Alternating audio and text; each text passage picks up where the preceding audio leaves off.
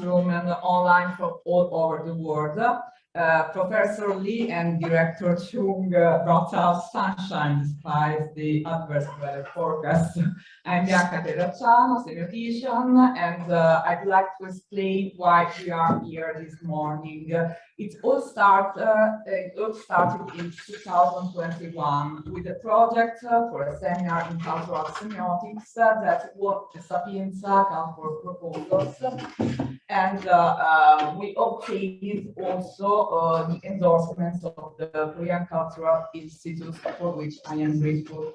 I came up with this project with the full professor of semiotics, Isabella Pezzini, and we wanted to represent all the various pillars of Hallyu, the Korean cultural wave, that fascinated everyone. We hosted the only full professor of Korean in Italy, Antonetta Bruno from Sapienza, who unfortunately cannot be with us today due to institutional reasons, and Nata Mondin from Korean Trade Agency, Marianna Baroli, the best-known Italian journalist expert for Hallyu, but also Intercos marketing director Anna Dato, semiotician Gianfranco Marrone, film critic Adriano Apra, PhD student Irene Strissimi, and so on.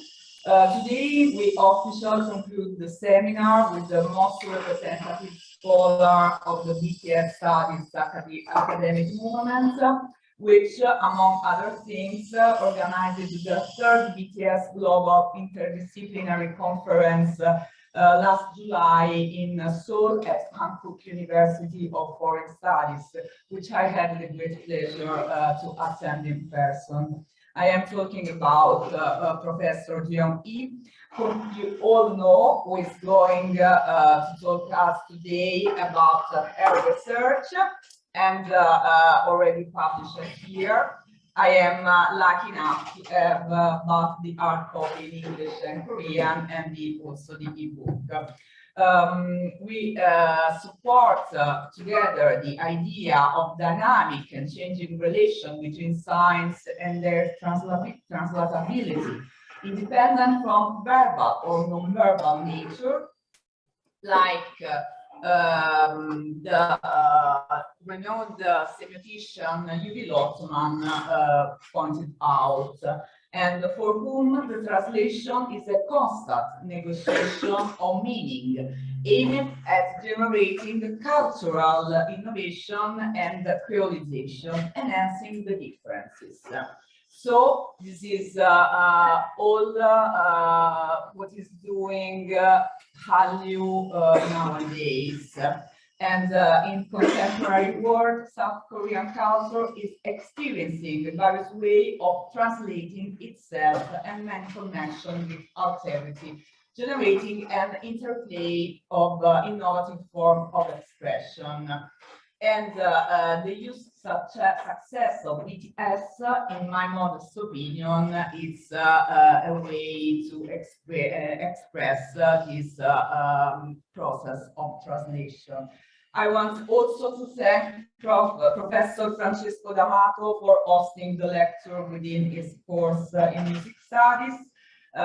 He too is interested in Hallyu, and among his various researches, I would like to mention K-drama analysis and the ethnography of K-pop online concerts. Before we begin the lecture, I'd like to give the floor to Jiyoung, the director of the Korean Cultural Center in Rome, whom I thank for her participation. Thank you.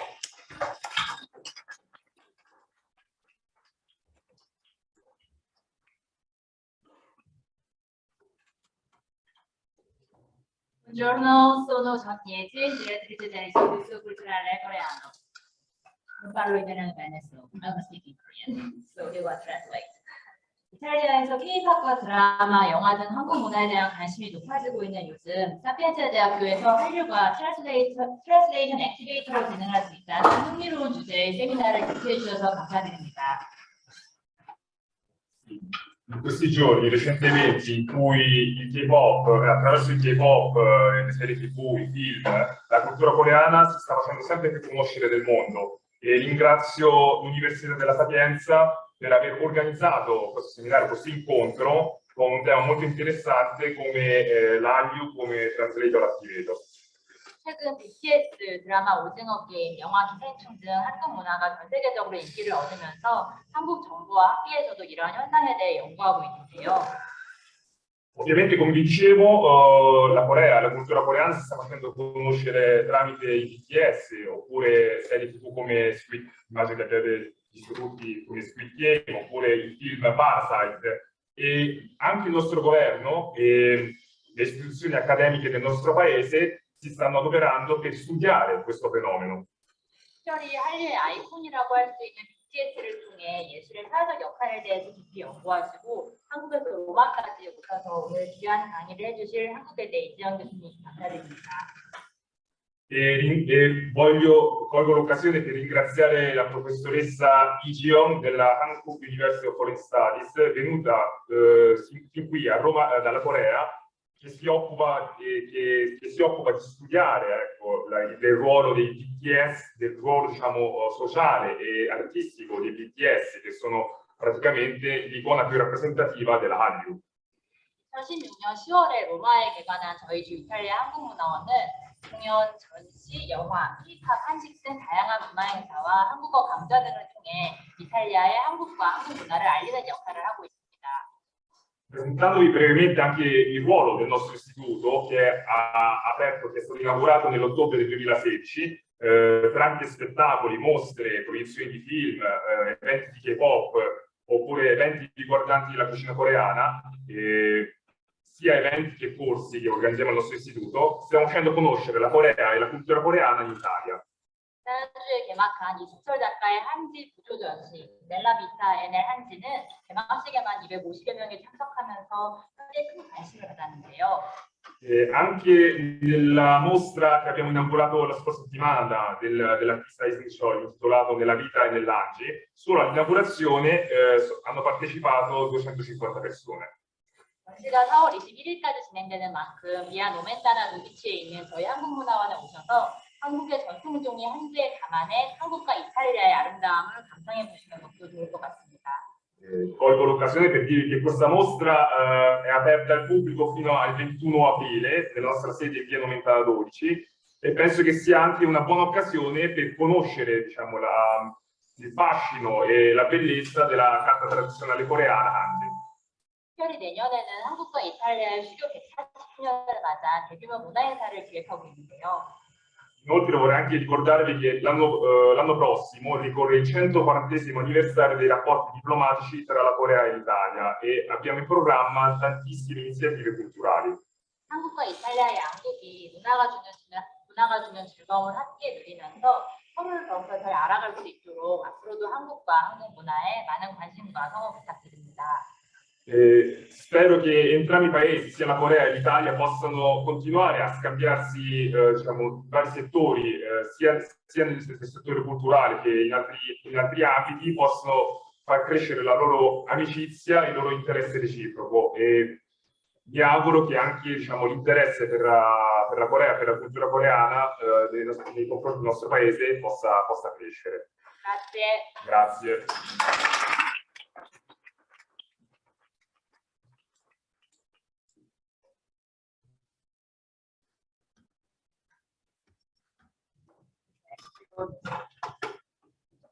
Thank you very much. And now we give the floor for the Professor Jiyoung and her lecture about the significance of network image, the participation of active spectators. Please a big encouraging applause.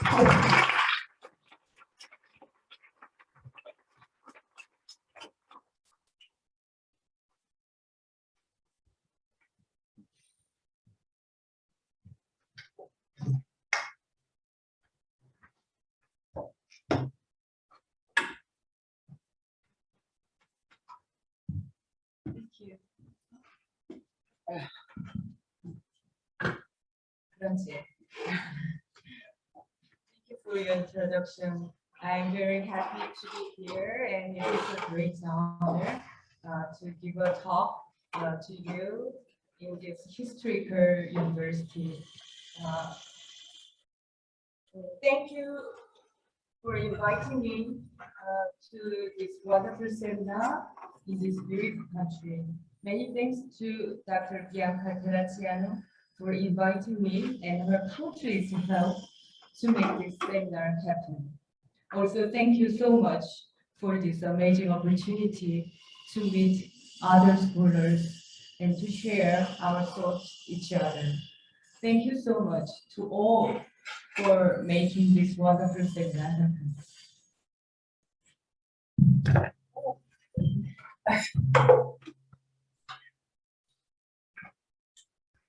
Actually, my book BTS Revolution has something to do with Italian. One of the main motivations to write the book was given by one YouTube video called "What You Still Don't Know About BTS Spring Day" music video by Italian Army. Actually, she's here. Without this analysis video, I can't be here. When I was writing my book, I thought about Italia from time to time. How far Italia is from Korea and how different our culture and history. But finally, I felt that we are connected in spite of all the differences. For recent years, I've been known as a K-culture expert, especially on the study of BTS and their fandom army. Yes, it is true, but I'm originally a researcher in French contemporary philosophy and film theory, especially Gilles Deleuze's film philosophy and research on experimental film, moving images, and new media art. The reason why I talk about my original research area is to say that my research interest on BTS and ARMY also began as a film philosophy researcher, not just as an ARMY. Actually, I'm an ARMY. The BTS phenomenon is not just about globally popular boy band, but about a cultural shift and its subsequent socio-political transformation through a new art form based on new technological changes. So today's talk I'm going to give is about the new art form called network image and its socio-political implication in the age of technological innovation in terms of network and its users or spectators, based on my monograph under the title of The Significance of Network Image, the Participation of Active Spectators.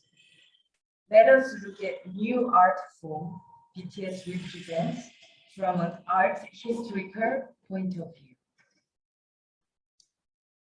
The first thing I'm going to talk is a kind of general relationship between technology and art form and its social significance too. While the emergence of new kinds of art implies a societal shift in a larger scope, the main drive of a societal shift is deeply rooted in technology over any other factors. According to Walter Benjamin, in the work of art in the age of mechanical reproduction, technological development leads to an increase in productivity, and increased productivity transforms existing production relations, further transforming the entire mode of production. Transformation of the mode of production brings a shift in the superstructure of society that encompasses law, policy, art, and other components. Benjamin's Marxist interpretation of society and history contains elements of controversy, but it is an indisputable fact that technological development or emergence of new technology brings about an overall shift in society and art. The shift in art here refers to the emergence of new kinds of art and the consequent transmutations in the total nature of art. As you may know, according to Benjamin, after the mid-19th century, when reproduction technology surfaced, and particularly entering the 20th century, art forms based on reproduction technology, such as photography and film, became socially salient art forms.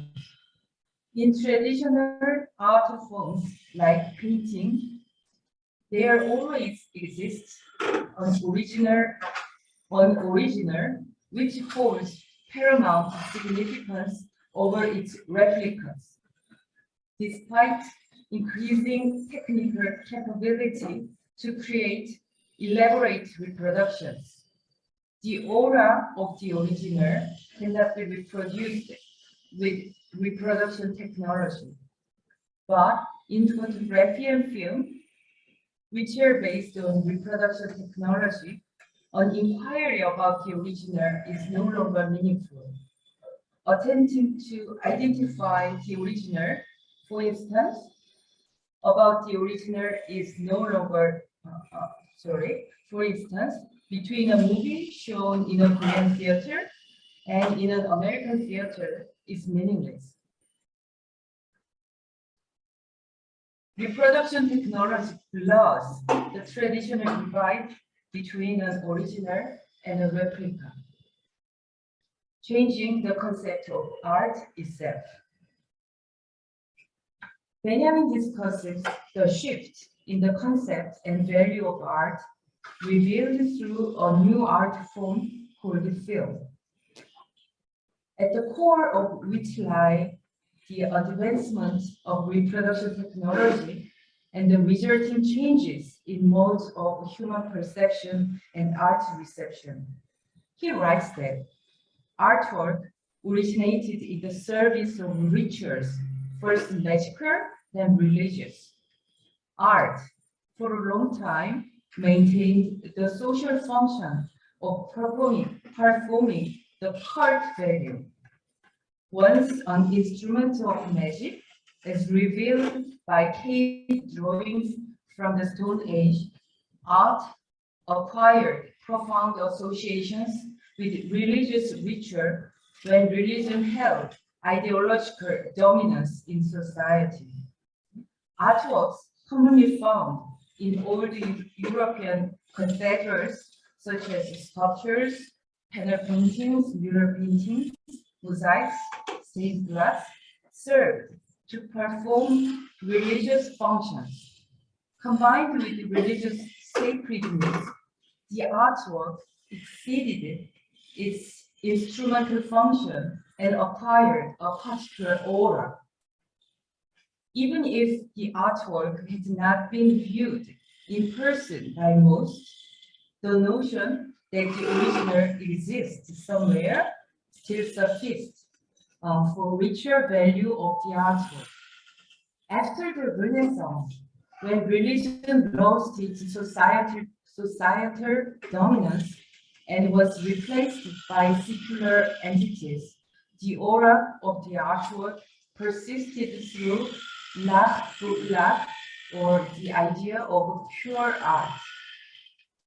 When mechanical reproduction reached a point of substantial development in the 1900s, certain changes become palpable.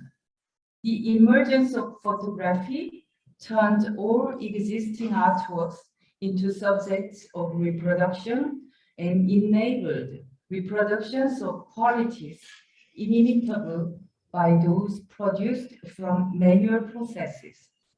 The reproduction process of images was accelerated as machines replaced the labor of hands and lens-gazing eyes, assumed the artistic responsibility of hands.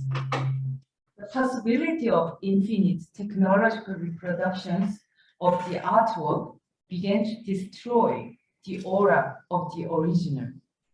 As the aura began to scatter, for the first time in history, art exceeded the mode of existence associated with religious ritual, whose wider periphery includes worship of secular beauty.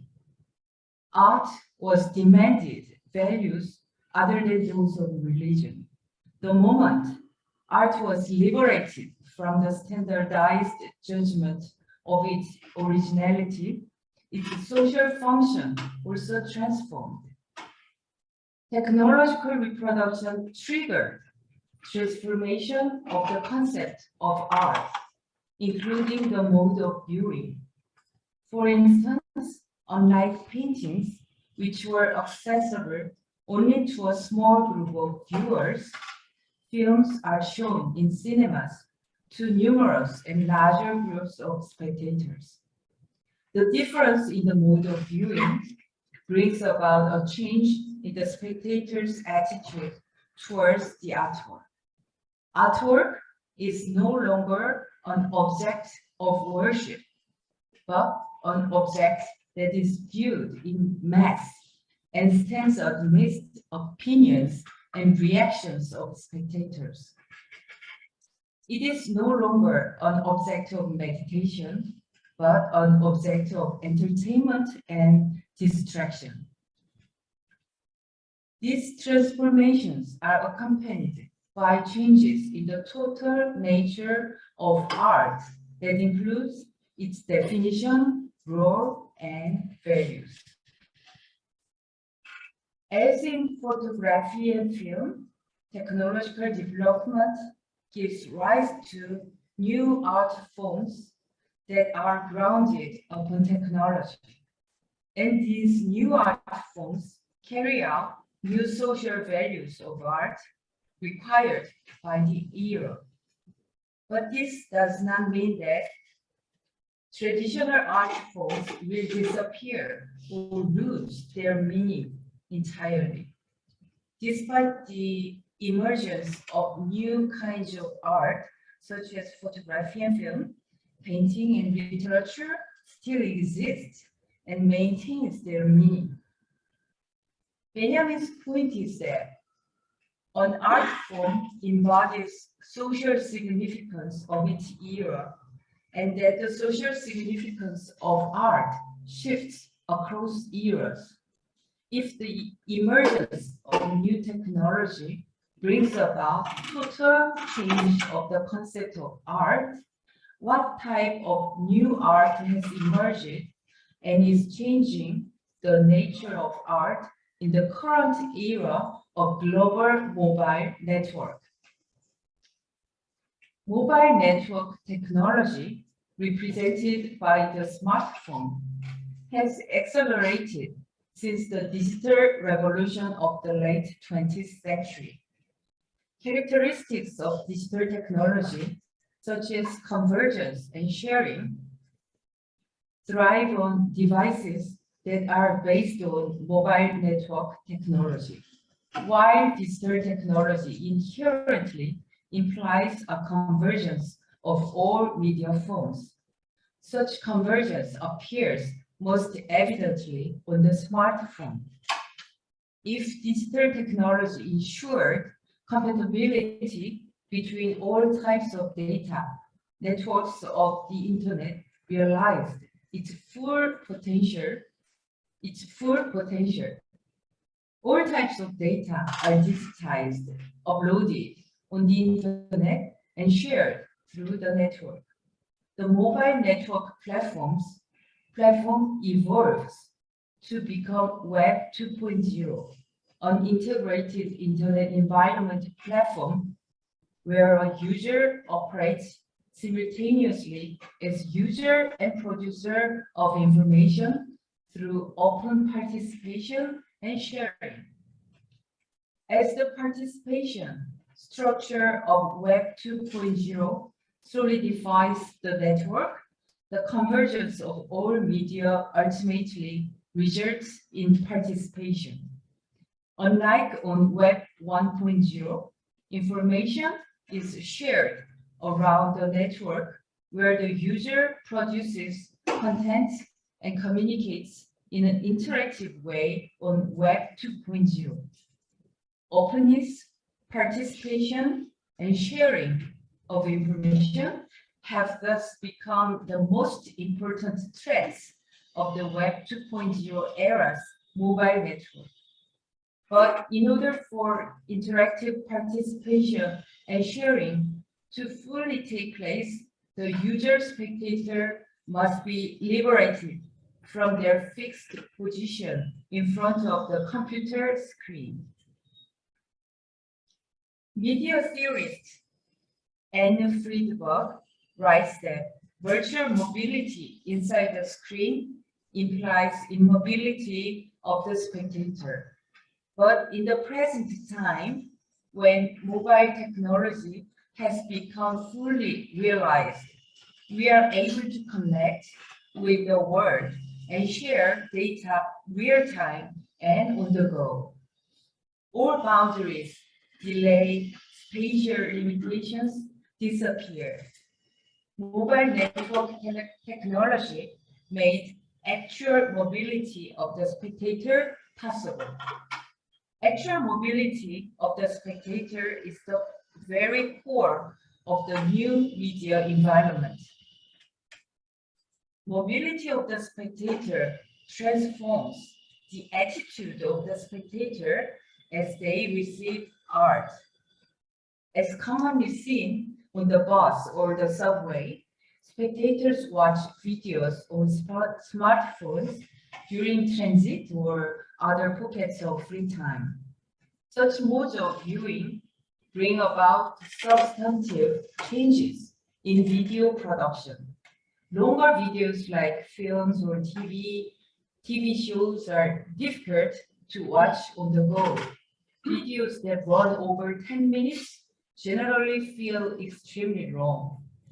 TV dramas and entertainment programs are thus uploaded in clips that range from 5 to 10 minutes in duration, and web dramas, which usually run under 10 minutes, are gaining popularity. Because scenes with long shots are harder to see on the smartphone screen, TV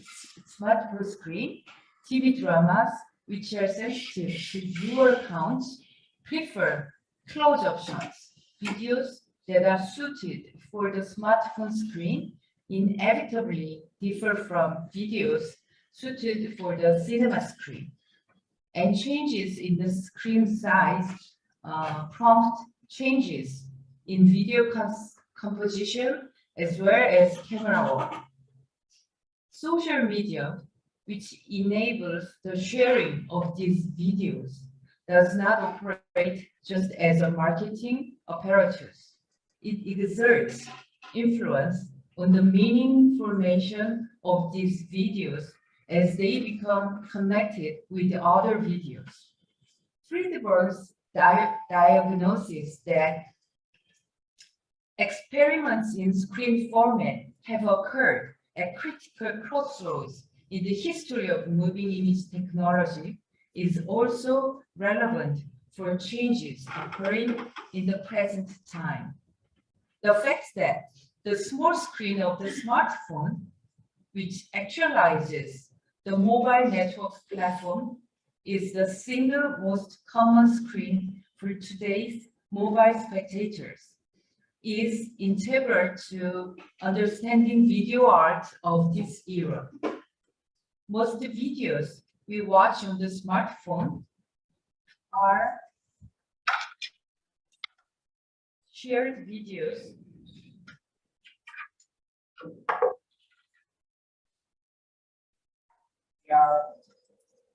we have some microphone issues, so we are working on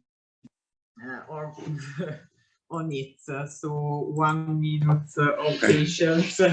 Okay, it was quick.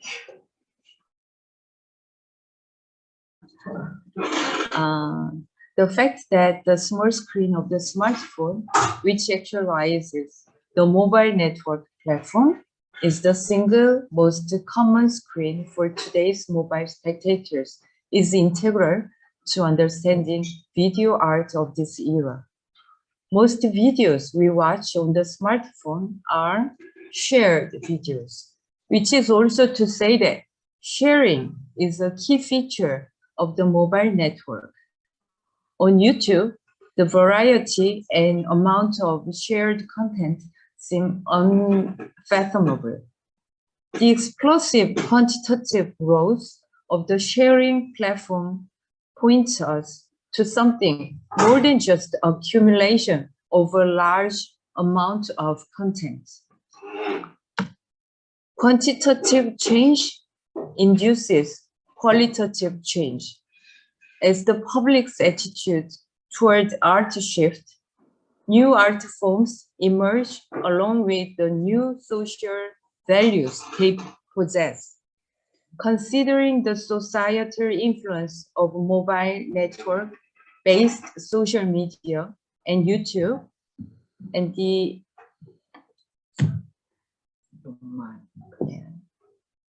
Online.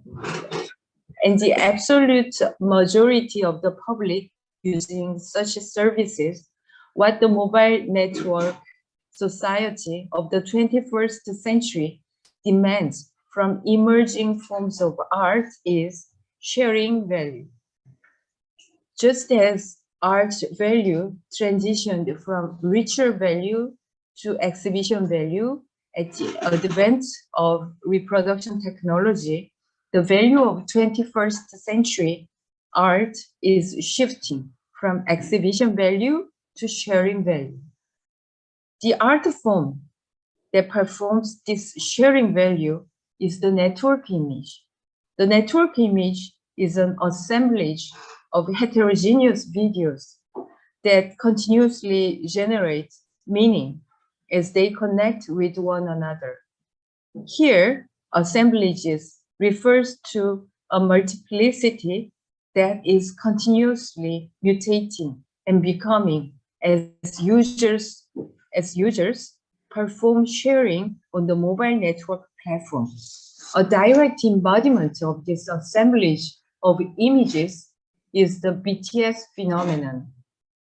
BTS music videos and the connected videos, such as Wing's short film, Love Yourself highlight reel, which I suggested a new term of online installation videos in my book, and the other theory videos, reaction videos, remix videos made by spectators all together form an assemblage as a multiplicity that creates and expands meaning through actions of users, such as production and sharing.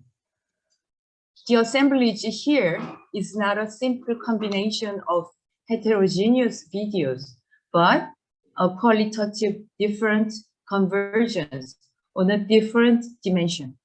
As you already may know, the characteristics of BTS videos, the repetition and transformation of images, symbolism of images, and the presence of online installation videos are all related to cross-referentiality. These characteristics from an open cross-referential structure inspiring the spectator to draw new meaning out of connections between the videos. This effect is further amplified as the videos are released at intervals, inevitably leading to change and expansion of meaning. The individual symbolic images and the universe of words from each era change and expand their meaning as they form cross-references with later works. The total universe of BTS art as an open structure also changes and expands in this process. Spectator participation that performs the cross-referencing is more important than anything in the construction of BTS universe. BTS videos use several strategies to actualize spectator participation. The most crucial one involves the element of time. As these videos of cross-referential open structure are released online at intervals, the spectator creates numerous analysis videos, reaction videos, and remix videos. The videos created by BTS and spectators produce meaning by forming numerous heterogeneous series like a rhizome. This network of meaning becomes denser and more expansive as the video series come into contact with one another. The spectator can thus be seen as the video series come into contact with one another. Sorry. The spectator can thus be seen as an essential actor who constitutes the network of video series that leads to a network of meaning. The spectator ultimately plays all of the following roles: the interpreter, who analyzes meaning of BTS videos; the artwork producer, who creates those meanings into videos; the network of meaning formed through numerous video series; and the actor who creates this network. I suggested a concept of network image to conceptualize this new art phenomenon, such as BTS phenomenon. Let me talk about the network image briefly. The network image is defined as video art that takes the form of an assemblage. This assemblage consists of heterogeneous videos that exceed the traditional boundary between art producer and receiver. Videos created by BTS and spectators become networks, dismantle boundaries of media and the boundary between artist and receiver, and ultimately form a new territory of video art. This new form of video art cannot be explicated by existing frameworks of art history. So let me examine some characteristics of the network image as a new art form. First, in the network image, an artwork has a versatile span.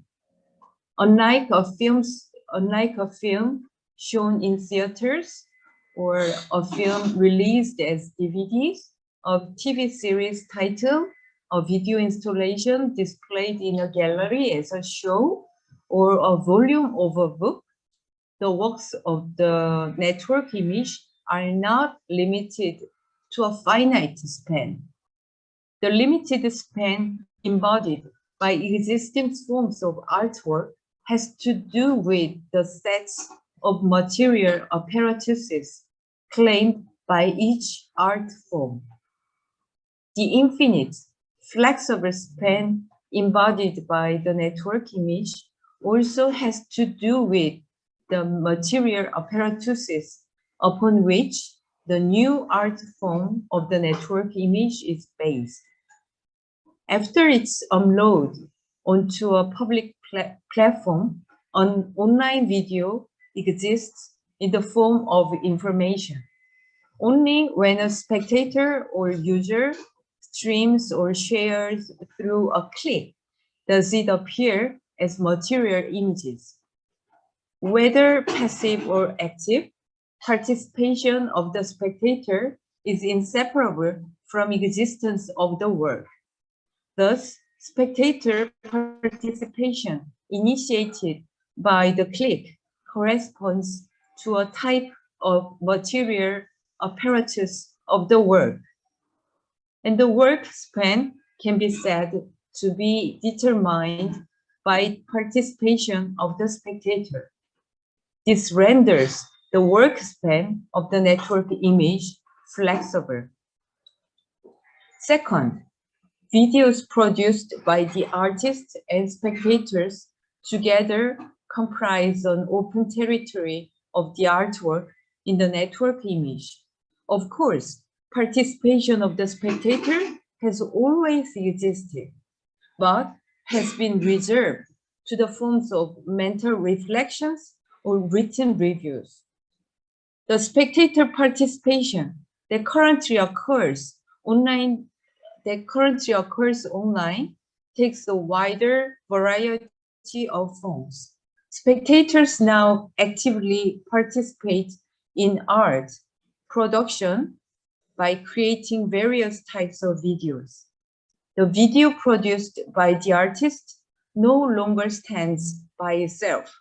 The meaning is created as it becomes networked with videos produced by spectators. Thus, the territory of the network image is never fixed. This territory exists as a flexible entity that constantly transforms upon various connections of videos. Third, the boundary between the artist or producer and the receiver is dismantled in the network image. The artist no longer possesses a privileged or transcendental status and authority. This is because the video produced by the artist only becomes realized through actions of spectators in the online space, and also because the network formed by the artist's video and subsequent spectator-produced videos determines work span and meaning of the total artwork. For these reasons, the artist and the spectator of the network image are not in a center periphery or subject-object relationship. Let us take YouTube as an example. On YouTube, those who upload videos, those who upload remix videos, and those who watch videos are all users. This designation is not unique to YouTube, but also occurs on other social network platforms.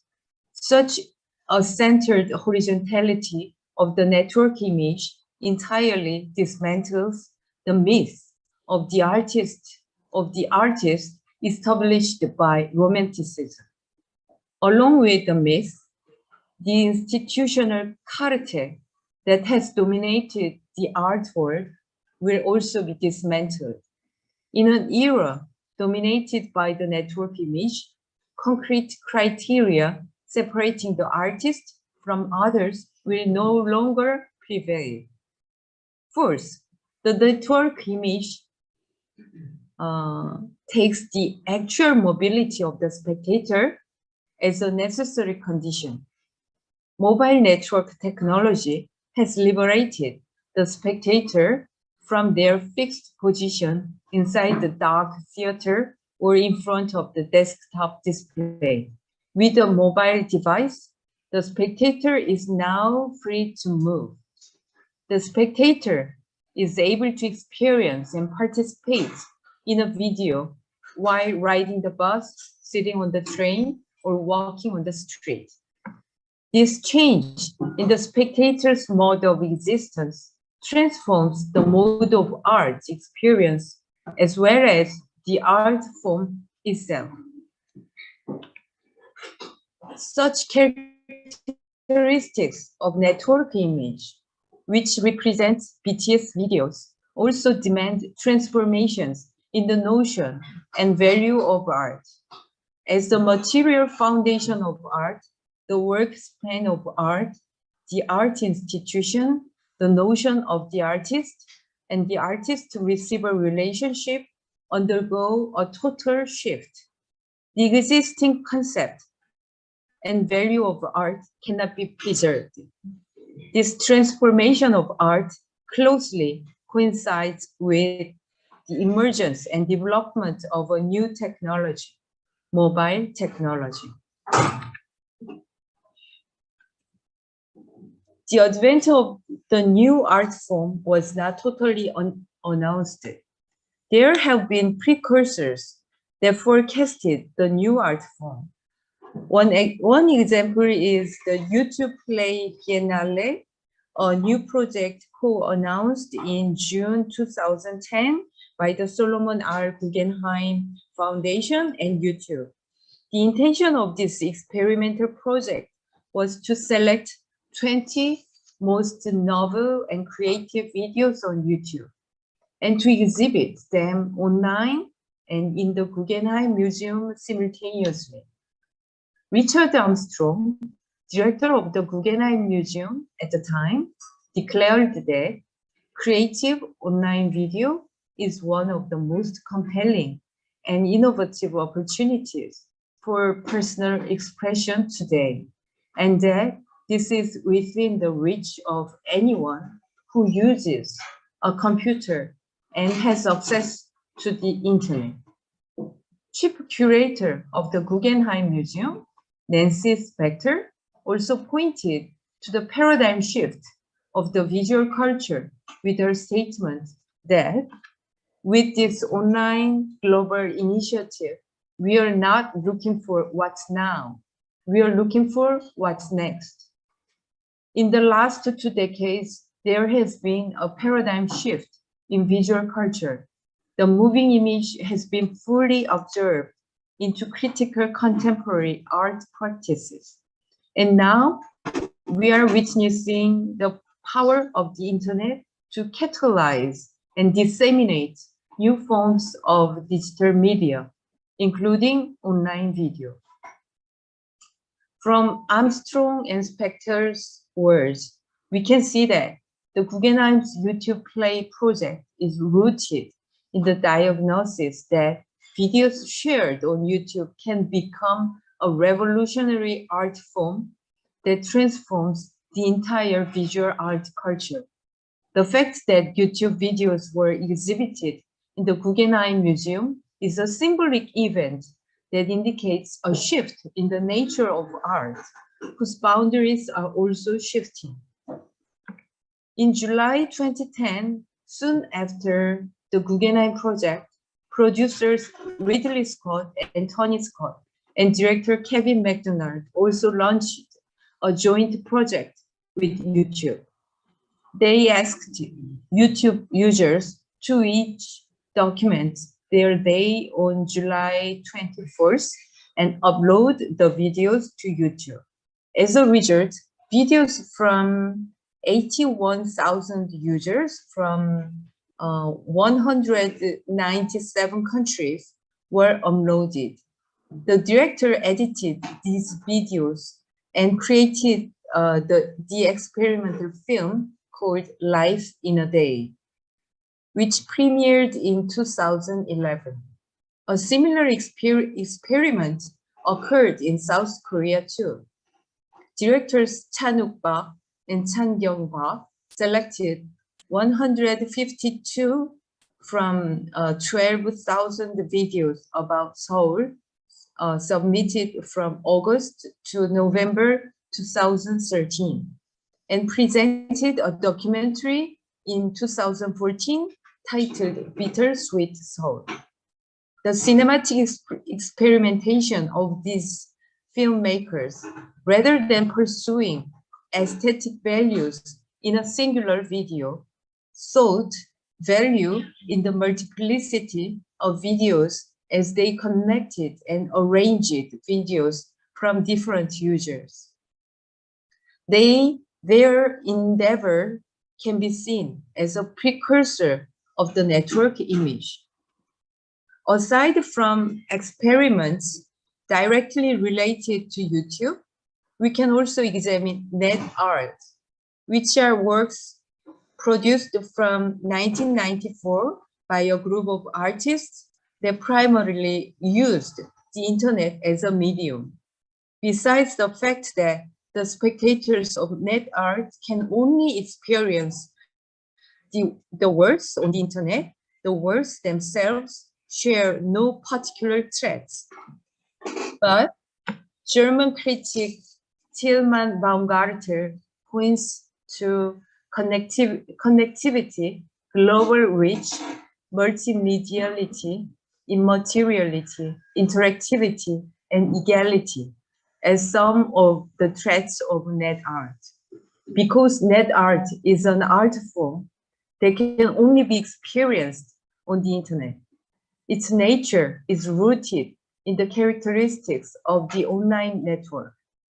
Net art shows the convergence of art and network technology as the direction of art's transformation, and can also be seen as a precursor of the network image. If Guggenheim's YouTube Play project forecasted the advent of the network image as a new art form that consists of online videos that anyone can produce and share, Kevin McDonald, Chan-wook Park, and Chang-young Park's cinematic endeavors experimented with this new art form through connection and assemblage of videos produced by numerous YouTube users. However, Guggenheim's project is limited by the fact that it focused on the artistic perfection of each shared video rather than inherent qualities of online sharing. The director's experimentation captured the possibility that assemblage can lead to a new art form, yet it is also limited by the fact that the videos were rid of their qualities of online sharing and repurposed within a traditional cinematic form. Likewise, the net art conveyed that the combination of art and network technology will lead to the emergence of new art, but because it did not possess examiners called the public, it did not become an art form of social significance and ended as an experiment. Considering the above, the network image is an art form that emerged by at once realizing the precursory aspects of each example and overcoming their limitations. Tendencies of contemporary art, as shown by previous examples and the network image, can be summarized by the phrase democratization of art.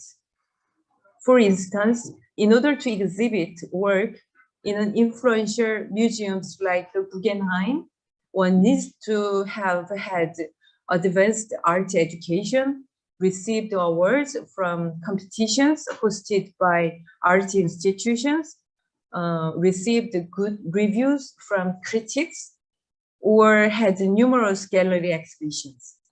In fact, even among those who have fulfilled such qualifications, only a select few get a chance at a Guggenheim exhibition. But Guggenheim's YouTube Play project did not require such qualifications. It did not require anything of the video submitters other than submitting videos. In a way, this is only natural because one does not need any qualification in order to share a video on YouTube. Sharing videos on YouTube allows no room for the authority of the art institution to qualify one as an artist. Without a degree, awards, exhibition records, or a recommendation from a powerful critic, and just through a few clicks, anyone can upload a video that they produced.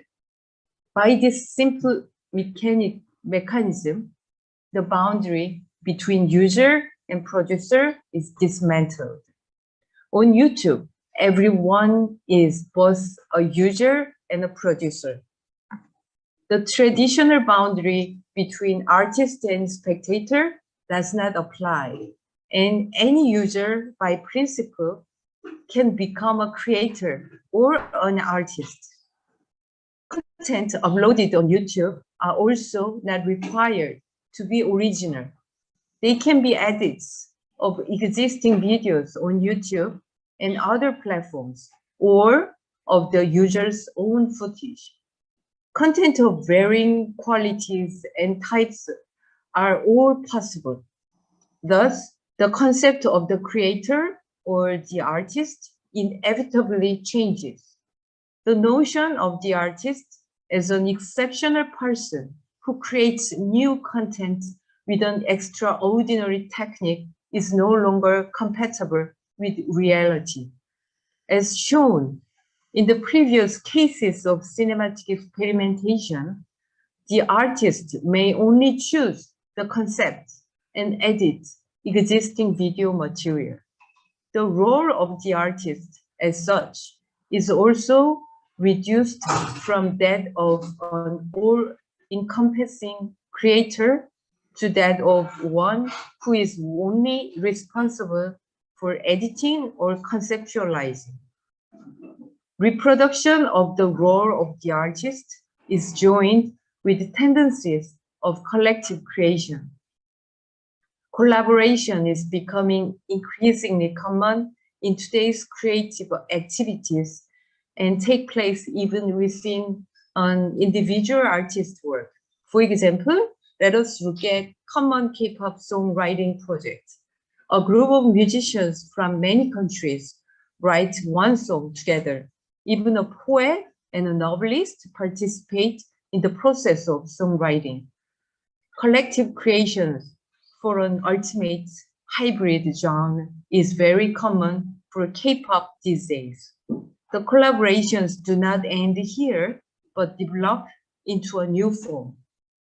Collaboration through interactivity with users and spectators. The network image as an assembly of artist videos and spectator-produced videos is a signifying example of this new type of collaboration. As boundaries between artists and assistants, and between artists and spectators become dismantled, a free indirect relation is formed amongst them. As suggested by Russian theorist Mikhail Bakhtin and developed by Gilles Deleuze, free indirect relation refers to one that is found amongst different voices that converge in such a way that they are undistinguishable, unrestorable to any single voice, and producing new meaning. By reason of the free indirect relation among artists, assistants, and spectators, participation of spectators does not always occur after the completion of an artwork. It can occur before or at any point of the production process. In this view, the key point of distinction between the network image as a new art form based on sharing value and previous forms of art is the promise of democratization in the realm of art.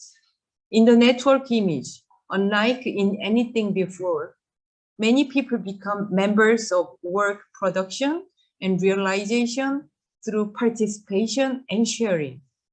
This leaves no room for the existing art institutions' privileged authority to intervene.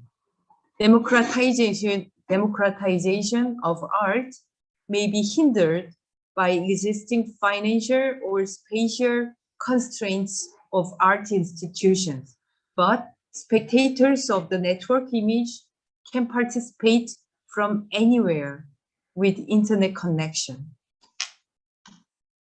The advent of a new art form called the network image does not end at pointing to a shift in the art form.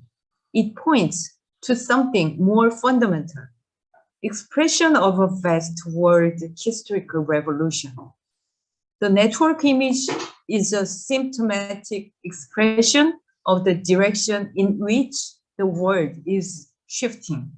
As social and cultural aspects of the BTS phenomenon indicate, the world is moving in a horizontal and decentralized direction across existing hierarchies and boundaries. And such rhizomatic changes are expressed in art as a new form, the network image. In other words, the network image is a type of seismograph. It shows that fundamental shifts are taking place in the existing world and reality. Reality that always seemed like a staunch, unbreakable wall. For those living this reality, existing structures and orders may seem like a wall that will persist without an end. Faced with the vastness of the world, they become accustomed to powerlessness and compliance. However, history reveals that even the harshest structure or order eventually breaks down.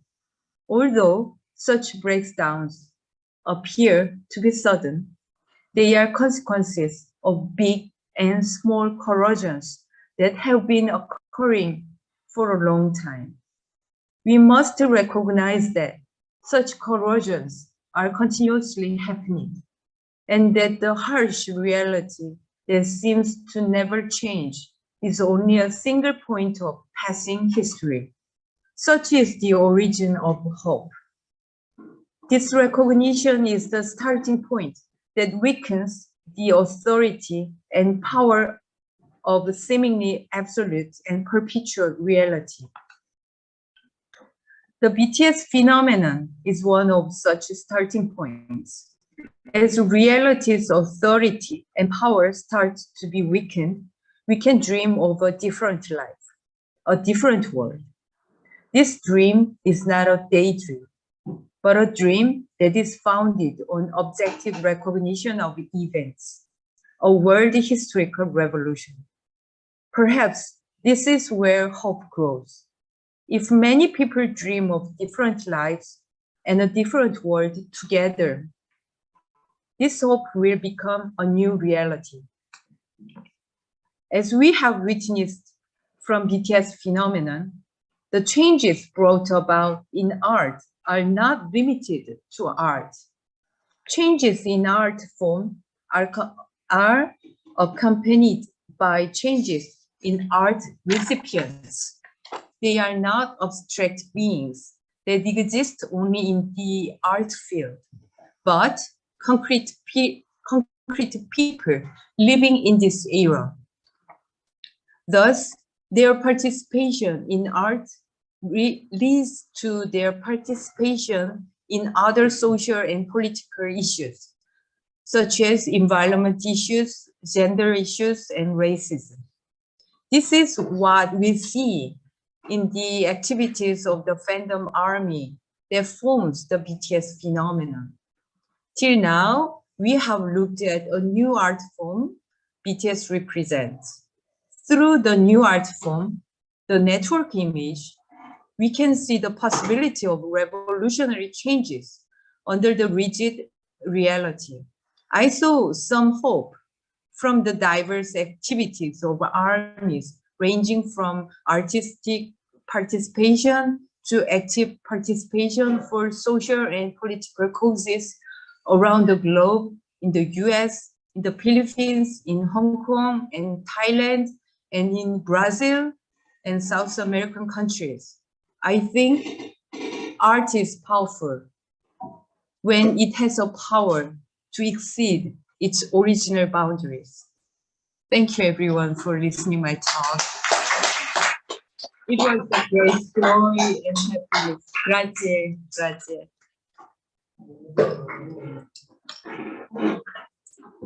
Thank you, Professor E, for the inspiring lecture. I think students here have some questions, but I give them 5 minutes to think about the perfect question, and I give the floor to Professor D'Amato, one of the discussants who survived today because there were some issues to happened to Professor Bruno and Professor Pettini with his question for you.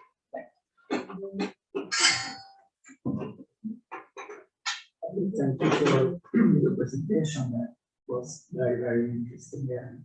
And as a sociologist, I'm always very interested in the social implication of the analysis of the network community. So all the last things you were speaking about, democratization and all this kind of thing.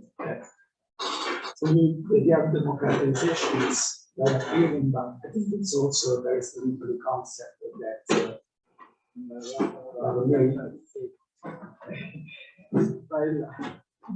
For our online audience.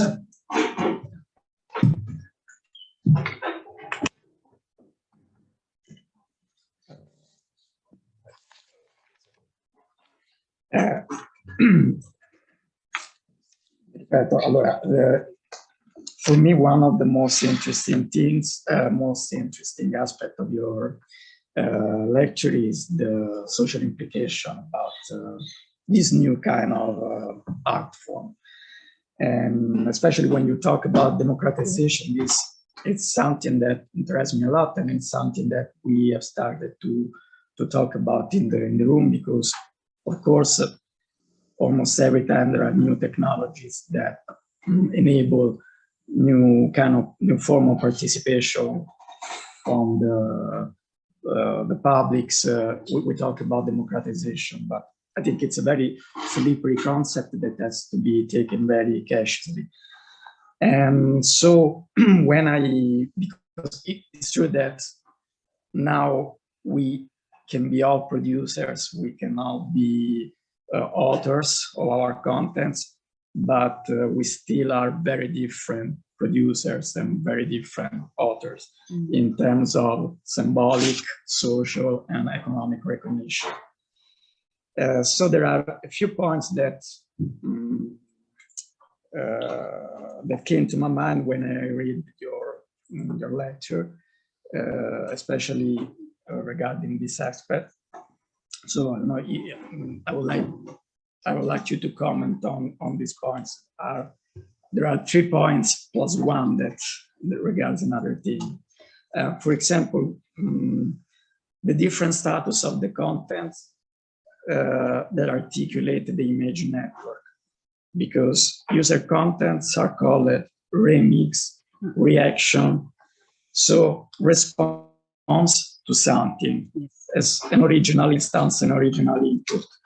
And although it's possible that in the constant production of contents that are full of cross referentiality, this kind of order got lost. But to the extent that BTS videos are not defined as remixes or reaction to user videos, they still hold different status. For example, about the centrality of different contents in the network image constitution, at least for what I understood.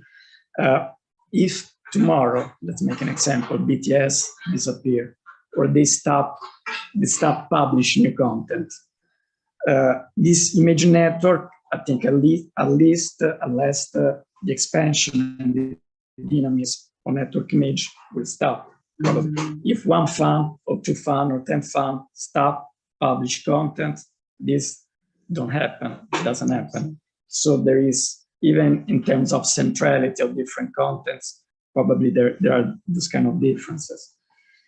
And the different contents that the authors, BTS, fans, user publish, give different meaning and different weight and different value to the authors, because brands do more sponsorship with BTS than with users publishing content. So their creativity has different weight for other subjects. Are acknowledged as having different value. And this brings to the economic discourse, of course, that we live in a world where not only the economy of cultural production, but the practice of cultural production is entirely based on the concept of author rights. So YouTube is still a platform that pays author rights to authors and recognizes different fees to different authors. And BTS videos and K-pop videos and all other kind of videos from producer, from artists are produced through investment and profits of companies that exist because exist the author's videos. So I think all this, I wonder if all this consideration, what do they tell us about the kind of democratization that you were talking about?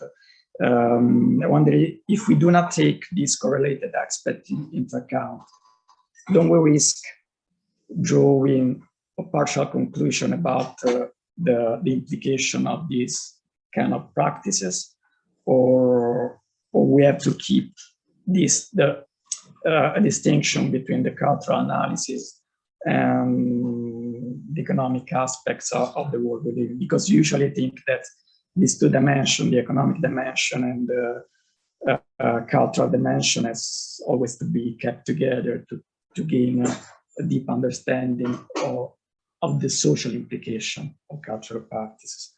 And then the last question is, we have been talking about the performativity of users and the new art form that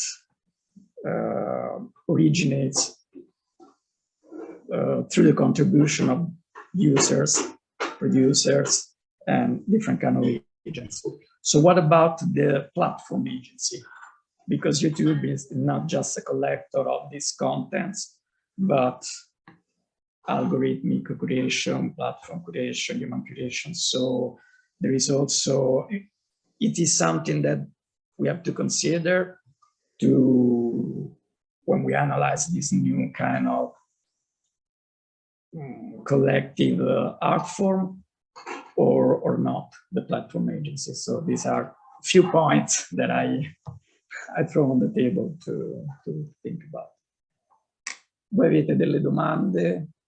Lo fate anche in italiano se volete, poi le traduciamo in inglese, oppure lo fate in inglese, tanto dovreste essere... Prego. Why did you choose to analyze BTS specifically and not a different brand and different fandom, for example? Oh. It may be silly, but I'm curious about it. No. It is a very important question, actually, because actually I conceptualized the network image even before I knew BTS. And I was finding a good example of the expansion and the transformation of the online videos with users' videos, but I couldn't find one good example. But one day, when I watched a video by Italian Army Angela, at that time I cried and I trembled a lot because of the quality of the theory. And it's a kind of theory video is a kind of a reaction video.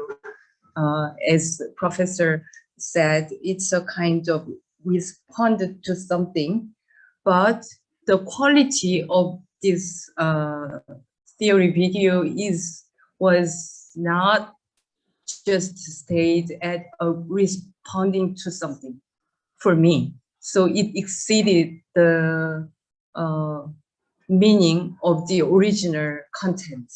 So I thought, yes, this can be a very good example for my concept and my research.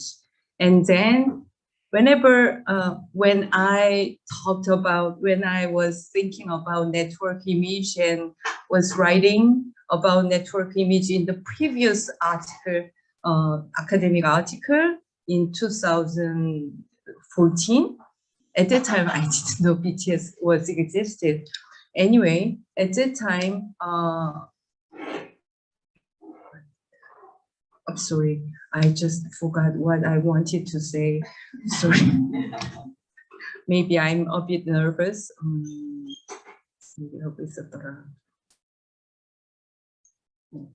Yes. Yes, I remember. When I was thinking about and writing about the network image concept, at the time, one of the main focus was the concept is democratization of art and the direction of art shows. So in many cases in K-pop industry, I saw just economic profits that music videos and some other videos make. So at the time, when I saw the kind of music videos, I was not interested in their economic profits or just like something like that. But in BTS's music video, yes, they also gained profits from the music video views. And it is true in this capitalist society, no one cannot escape from the capitalism, but the direction and the message was different from other K-pop artists. At the time, these days, interestingly, many K-pop artists sing about myself and thinking about me and identity, something like that. But at that time, most of the K-pop artists sang about love, just love between lovers and heartbreaking emotions, something like that. And I wasn't interested in that kind of feeling because I'm married and I don't have any more opportunity to experience something like that. So I was not interested in that kind of lyrics and messages. But when I listened to BTS, their messages was different. They talk about neoliberalist society, and they talk about the difference, the gap between the poor and the rich, and they talk about the inequality of the society. So that aspect can be observed in the, how can I say, in their art, and the direction of their message was resonated in the direction of their art form. In other words, content of the art and content and forms of art coincides in the matter. So that's why I picked BTS. And also, I'm an ARMY. I became an ARMY when I was writing my book and interested in, and I found very interesting from many BTS videos and also a lot of ARMY's videos. So I want to, is it the right? Yeah.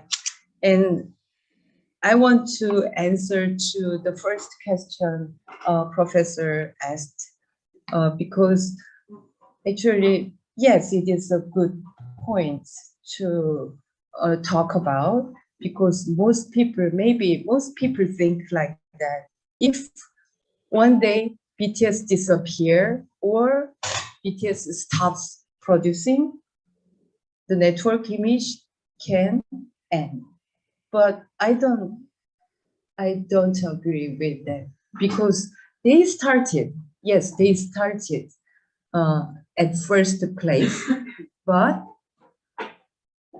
that is not the end, or the starting point cannot determine all the process. That is the point of the network image, because participants can produce endlessly about the BTS contents, even after, oh no, I don't want to say like this, but even after they die.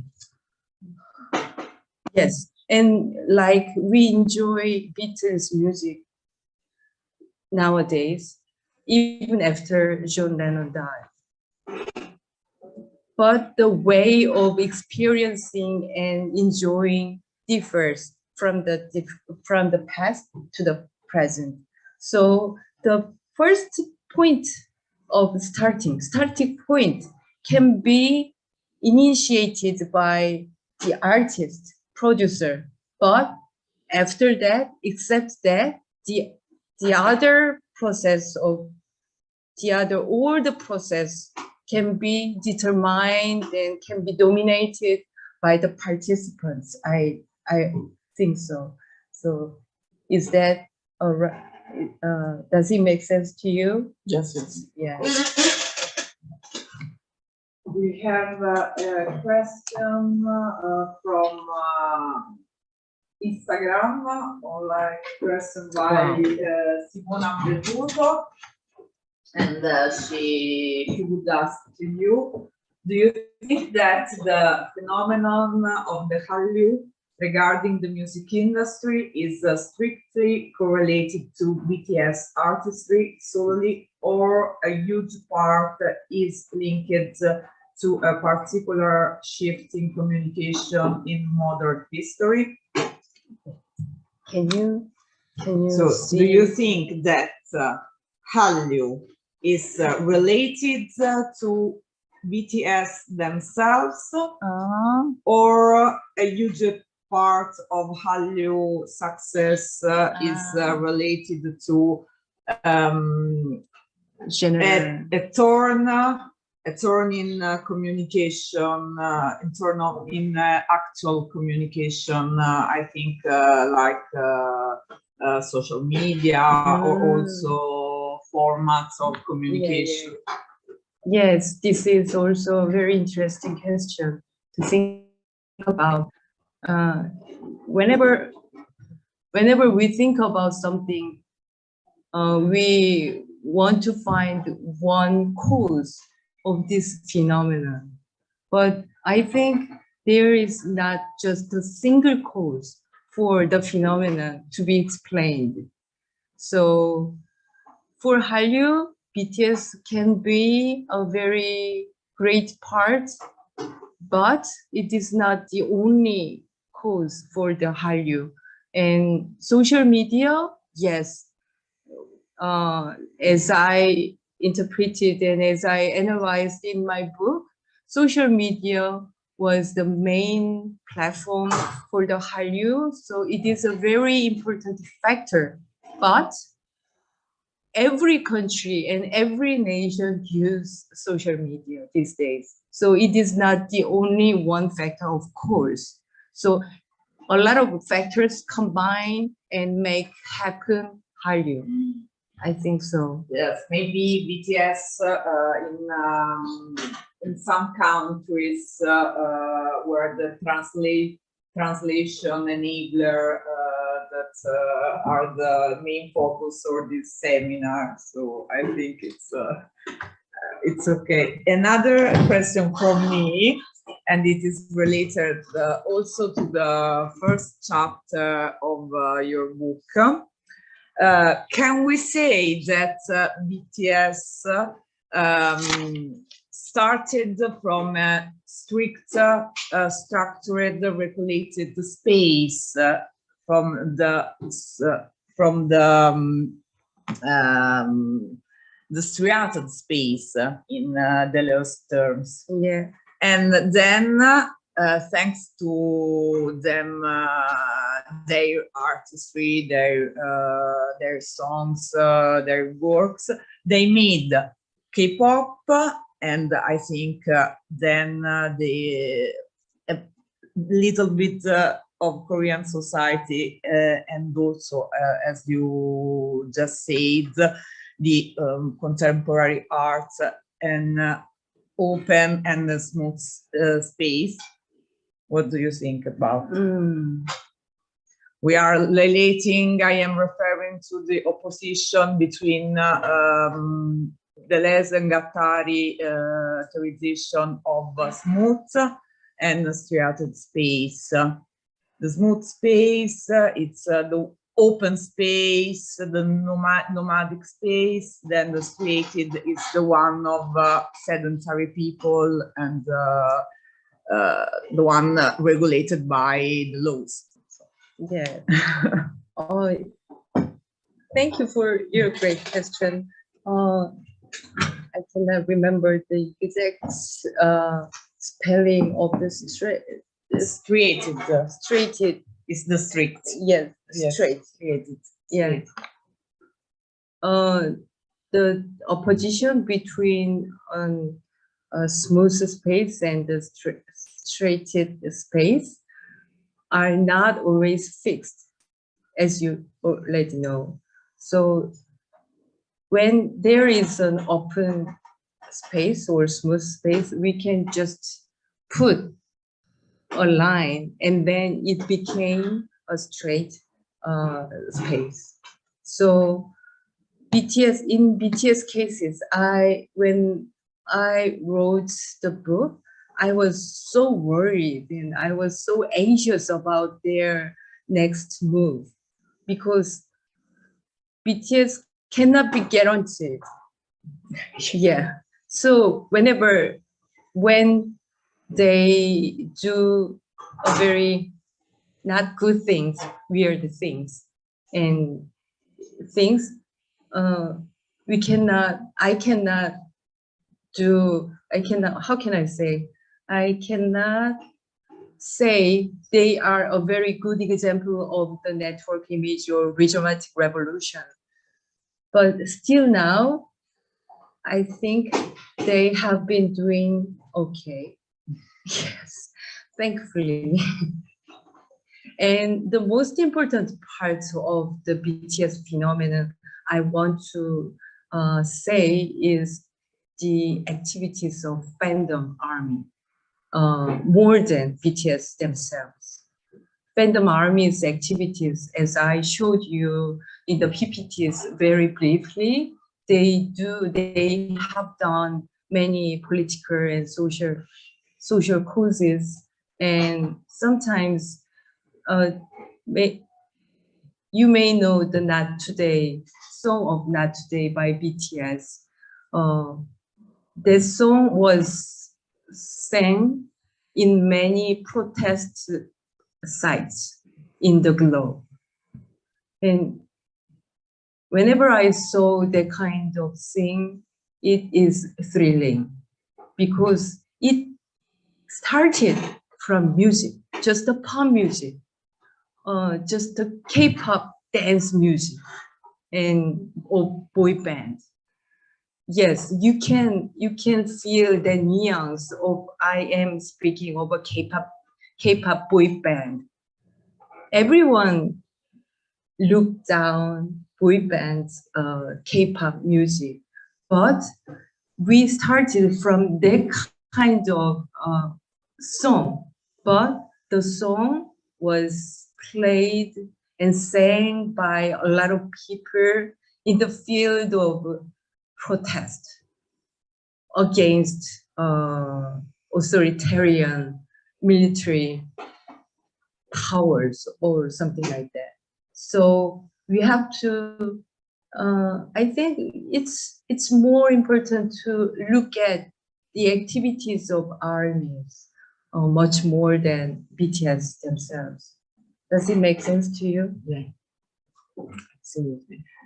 Do you have some questions? Yeah. My name myself, I'm not saying Selena. And then I would like to ask you, do you think that the fact that it has now less split on individual albums, how do you think this influences the network image? And also, how do you think the participants in Korean army will affect it? And another question is about how do you think, how do you think the anti-argument, like the anti-fandom, affects the network image? Oh. Oh. Thank you for your really interesting question. I have never thought about the anti-fandom's role in the network image. Maybe I will think more about it. Before that, I want to talk about the first question.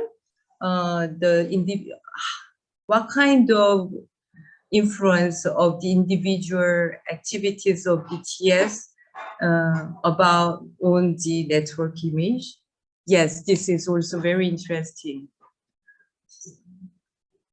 I think it depends. It depends on the receivers. As to say, it depends on the armies. Not just depends on BTS themselves. Because if we can connect and expand the meanings with the original, not original, just the BTS group albums with the individual works, it can be a network image that is expanding, and that is forming the process of meaning production.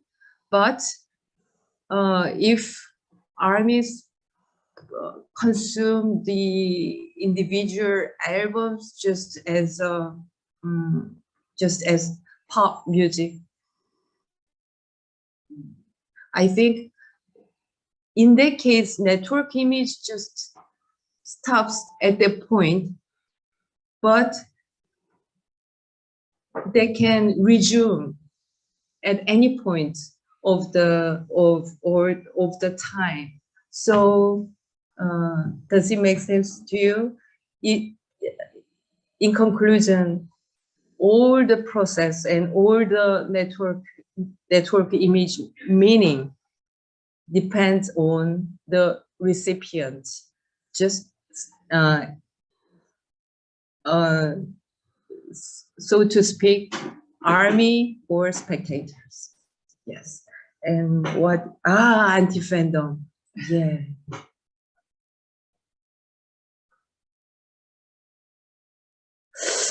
It is very hard to answer honestly. Is it possible to answer on Twitter later after thinking about more deeply?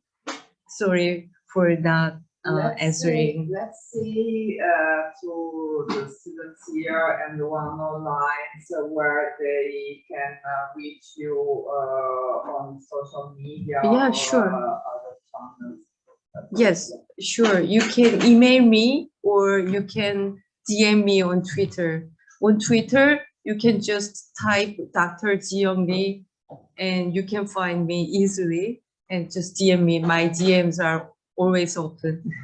And my email address is leejiyoung, Lee Jiyoung, at hoops.ac.kr.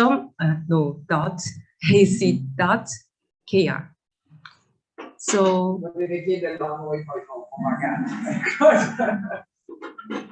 can ask other questions.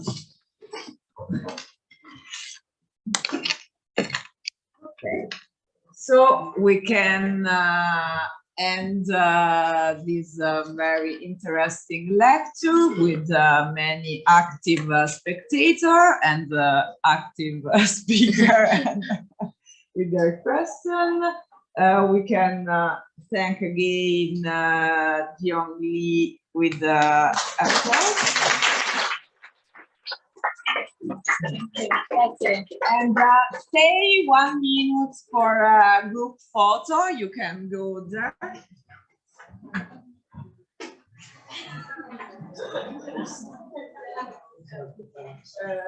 Here you can face me.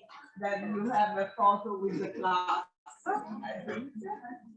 And also have the video. And please, you can make Korean art with Okay. 1, 2, 3.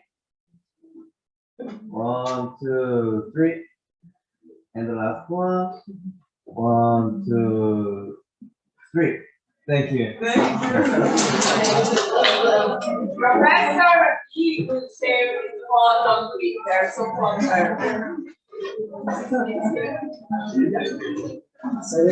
Avete firmato tutto. allora, io devo...